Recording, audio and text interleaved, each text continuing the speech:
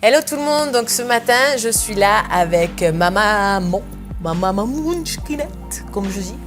Et du coup c'est Britta Lutk, c'est une personne extraordinaire, une personne de foi.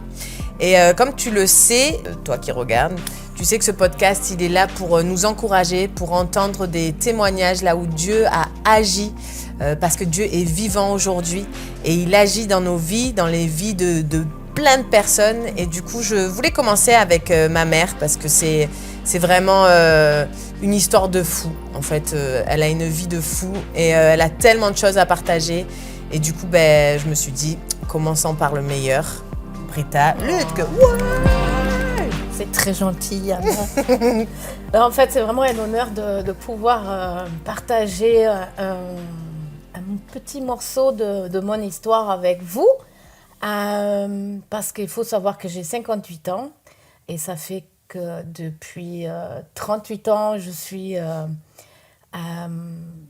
avec Dieu. Ça veut dire que j'ai trouvé Dieu et c'est une histoire juste incroyable avec beaucoup de choses qui sont passées, avec des guérisons dans mon corps, avec des guérisons dans mon âme, avec une restauration vraiment de mon âme. Et c'est de ça que j'aimerais vous partager aujourd'hui quelque chose que j'ai vécu, qui en fait devenu le centre de ma vie. Vraiment cette guérison dans mon corps et dans mon âme de quelque chose qui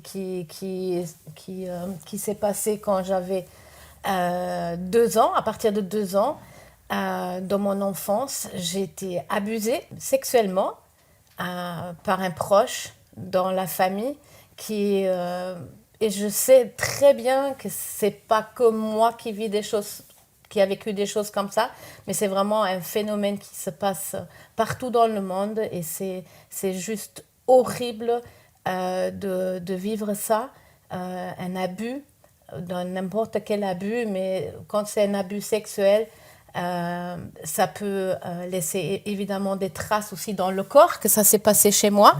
Mon corps était détruit et j'étais incapable d'avoir des enfants, d'enfanter des enfants. Et j'ai eu plusieurs opérations. Et avant mon mariage avec Björn, mon mari, on nous a confirmé que c'était impossible d'avoir des enfants.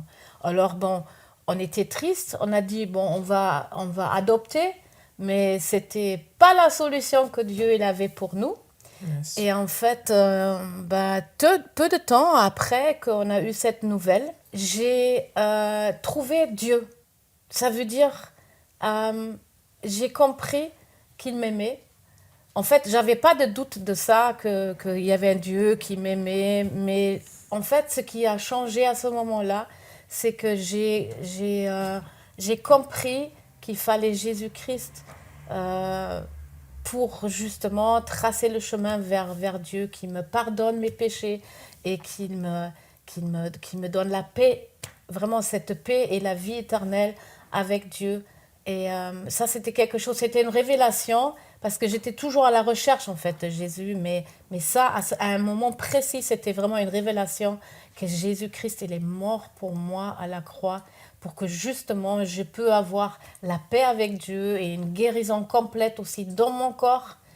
Et il y a quelque chose qui s'est passé qu'on ne peut pas expliquer avec nos mots, n'est-ce pas? Ouais. Mais il y a quelque chose qui s'est passé. Et dis-nous, qu'est-ce qui s'est passé? Alors, qu'est-ce qui s'est passé? C'est peu de temps après, écoutez, j'étais enceinte. Impossible. Pas de moi. Non, impossible pour le gynécologue. D'ailleurs, il a dit c'est impossible. Et j'ai pu témoigner que j'ai trouvé la foi en Dieu et que dans la Bible, c'est écrit que tout est possible pour celui qui croit. Et et peu de temps après, 11 mois après, en fait. Oui, peu de temps après, vraiment. Et il y a ma fille qui est née, Daria. Le premier, c'est Tjerk. La troisième... Le troisième, c'est Ben. Mm-hmm. Et après, il y a une meilleure. C'est moi. C'est Yana, que vous voyez. Et le 5e enfant, c'est Joey. Et en fait, pourquoi je vous raconte ça? C'est pas juste pour vous partager ma joie de pouvoir vivre en tant que maman, en tant que mère, mais de voir et d'expérimenter vraiment la puissance de Dieu dans tout ça. C'est vraiment que sa volonté soit faite dans ma vie, parce qu'on le dit souvent, oui, que la volonté de Dieu soit faite quand on est chrétien, mais en fait, c'est quelque chose de très puissant, très précis aussi, parce que Dieu, oui, il a un plan pour chacun de nous, et ça, c'est juste énorme et magnifique. Et de me trouver aujourd'hui, à 58 ans, dans la ville de Marseille, en tant que missionnaire, envoyée d'Allemagne pour vivre en France, pour exercer et pour partager l'amour de Dieu dans le monde, sur tous les continents. C'est juste phénoménal. J'aurais jamais pensé ça. Vous voyez une personne détruite par les actions qui n'auraient jamais dû avoir lieu et que j'ai vu que Dieu met sa main sur ma vie, touche mon corps, mon âme, et aussi mon esprit, c'est juste phénoménal, quoi. Et moi, j'ai plusieurs questions après ce que tu viens de nous raconter. Et du coup, tu dis que Dieu a changé quelque chose dans ton âme.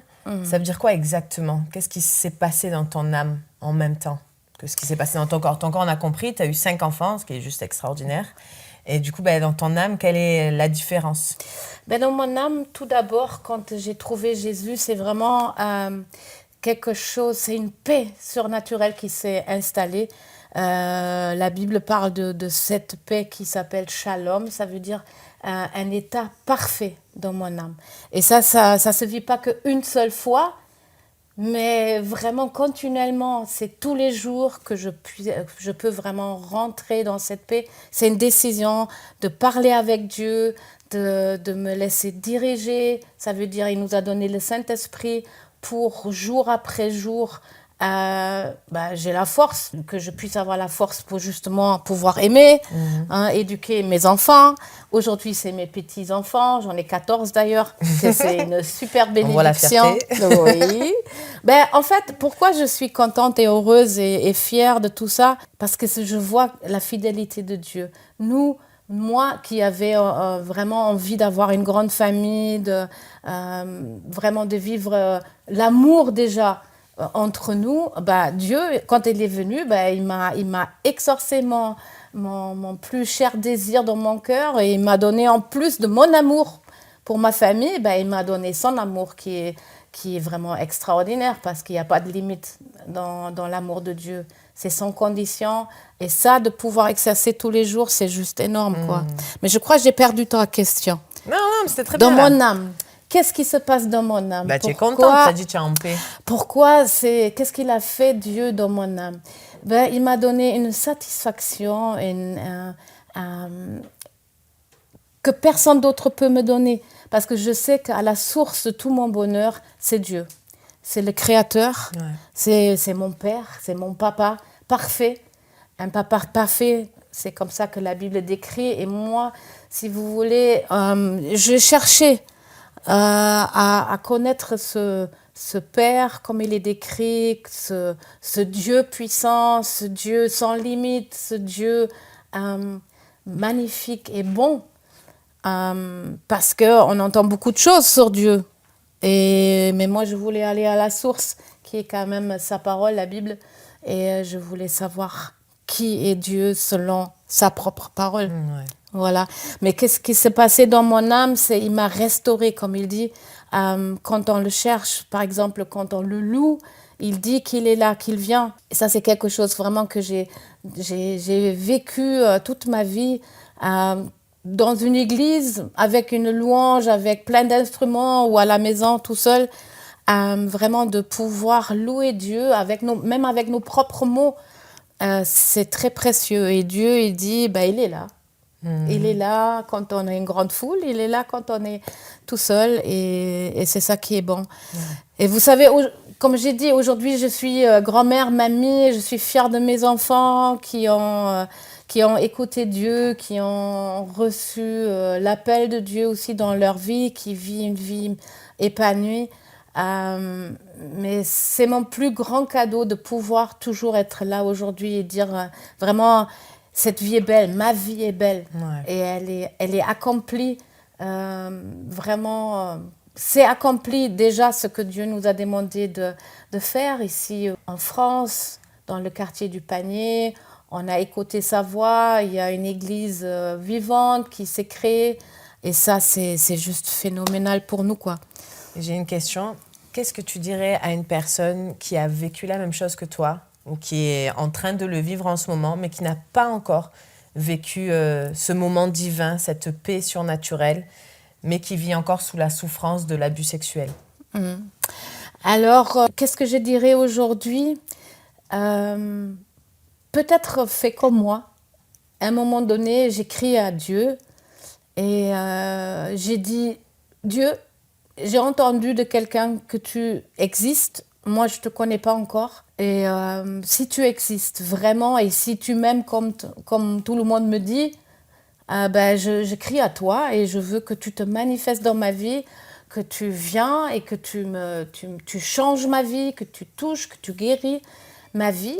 Et ça se passe à travers des gens que Dieu met sur ton chemin, qui peuvent vraiment t'amener toujours à Dieu pour recevoir une guérison. Des fois, c'est un chemin qui prend du temps. Des fois aussi, il y a des professionnels qui font partie de ton chemin de guérison. Et c'est important parce que on verra le moment ou les moments, les étapes où Dieu intervient et il te guérit ton âme, guérit ton corps. Le monde autour de toi le verra. On m'a dit à chaque étape dans ma vie où il y avait vraiment Dieu qui intervenait, qui guérissait, je vais être plus précis, par exemple, qui me permettait de parler avec les gens librement, sans bégayer, sans rougir. C'était des étapes énormes pour moi. Moi qui n'avais pas du tout une confiance en moi, qui était détruite. Hein. Je crois, toi qui a vécu la même chose, tu comprends ce que je veux exprimer. J'étais détruite intérieurement, pas de confiance en moi, j'étais très timide, je ne pouvais pas parler devant les gens, impossible de faire un interview comme ça, c'était impossible. C'est fou, hein? Et, oui, et j'étais impossible de parler librement. Du coup, quand il y avait les premiers signes de guérison pour tout le monde, ça se voyait et les gens disaient « mais qu'est-ce qui se passe ?» Et du coup, j'ai pu vraiment parler de Dieu. Qu'est-ce qui s'est passé? Que c'est lui, c'était une intervention divine de comprendre ma place en tant qu'enfant de Dieu, sauvé par grâce, libéré par son amour. Ça, c'est des choses que tu as peut-être entendues, mais pour moi, je suis un exemple vivant que c'est vraiment Dieu qui, quand il intervient, c'est parfait, c'est une œuvre parfaite. Ouais. J'aimerais bien, si tu veux bien, toi aussi, amener la personne qui nous regarde à prier, à te répéter, en fait. Donc, si tu veux prier et la personne en face qui est concernée, si tu sens en ce moment même que voilà, ton cœur il bat plus fort ou tu sens que c'est un moment pour toi, tu sens que voilà, il y a une réponse à ta vie dans ce que tu viens d'entendre de Britta Lutck, répète après Britta, elle va prier, elle va t'amener dans une prière et si tu veux bien, ça va? Oui. Ouais. Et tu vas vivre ton moment à toi aussi. Allez, on est avec toi. Alors maintenant, je t'invite à répéter après moi. Dieu, je suis qui je suis. Et je ne te connais pas. Mais j'ai entendu ce témoignage et je veux vivre cette même libération. Je te demande, le Dieu vivant, de venir à mon aide. Je suis brisée dans mon cœur. Et j'avais pas d'espoir. Et j'ai trop mal. Mais toi, Jésus-Christ, tu es venu. Et je veux le croire. Pour tracer un chemin vers Dieu le Père. Tu as payé pour tout péché à la croix. Tu as porté le péché à la croix. Et tu as porté mon malheur à la croix. Tu as porté ma souffrance à la croix. Et tu as porté aussi toutes ces situations horribles que j'ai vécues à la croix. Et je te demande, Dieu, dans le ciel, de venir à mon aide. Saint-Esprit, je te demande de venir me révéler l'amour du Père. Que tu viens et que tu touches mon âme.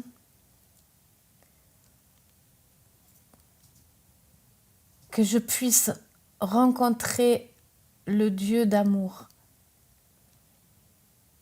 Que tu touches mon corps et que tu me guéris de mes blessures.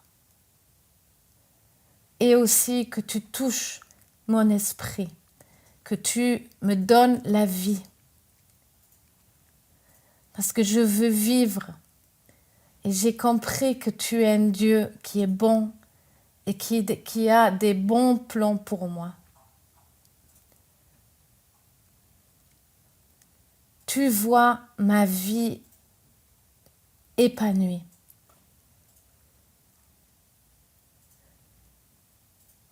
Et je veux te dire merci pour ton action de grâce dans ma vie. Et je ne veux plus te lâcher. Manifeste-toi dans ma vie. Amen. Amen. Wow. Merci beaucoup, maman, pour Britta Lutke, pour ce moment, vraiment, pour ton histoire, pour ce partage. Parce que y a la puissance dans le témoignage. Et vraiment, je veux vous encourager aussi, si c'est un moment qui a été fort pour vous, si c'est des paroles qui vous ont encouragé ou qui ont, après cette prière aussi, changé votre vie, de nous laisser un commentaire sous cette vidéo et de la partager autour de vous, parce que ça peut changer tellement de vies, en fait. Là où Jésus agit dans nos vies, il y a un changement. Il y a des changements de vie, comme Britta Lutke l'a raconté pour sa vie à elle. Et vraiment, ne diminuons pas, en fait, ce que Dieu fait dans nos vies. Ne diminuons pas nos témoignages, mais parlons, proclamons, partageons. Et vraiment, laissons Jésus gagner le combat, parce qu'il l'a gagné, en fait. Donc, laissons Jésus agir dans les cœurs autour de nous, agir dans notre propre cœur. Là, vous avez entendu vraiment 15 minutes, 20 minutes, un aperçu de mon histoire, une partie de mon histoire. Mais évidemment, c'est important de regarder un peu plus en profondeur, parce que c'est un sujet qui est violent et qui laisse des traces très violentes aussi dans la vie des personnes qui étaient abusées. Du coup, ça, c'est juste un sujet, mais j'aimerais vous inviter à écouter les autres podcasts qu'on va faire, qu'on va créer, pour qu'on puisse voir ensemble comment sortir de cette situation d'abus avec l'aide de Dieu et de voir comment une reconstruction parfaite est possible avec lui. Yes. Donc là, on a entendu pendant quelques minutes, en gros, une petite partie de ton histoire. Mais je pense, toi comme moi, on a envie d'entendre plus, d'avoir plus de détails sur toutes les victoires que tu as eues dans ta vie grâce à Jésus. Parce qu'il s'est manifesté au travers de toi et en toi. Donc vraiment, si toi, tu as envie... T'as envie, toi, de partager plus? J'ai envie. Et si vous, ça vous intéresse, si toi, ça t'intéresse d'entendre plus, reste connecté, regarde les prochaines vidéos, parce qu'il y a tellement de trésors dans la vie de ma mère, de Britta Lutke, il y a tellement de trésors, tellement d'histoires où Jésus nous montre tout simplement qu'il est vivant aujourd'hui et qu'il agit dans nos vies. Donc, vraiment, je t'encourage à écouter le reste et les suites, tous les autres podcasts. Et puis, on vous dit à très vite et bye bye.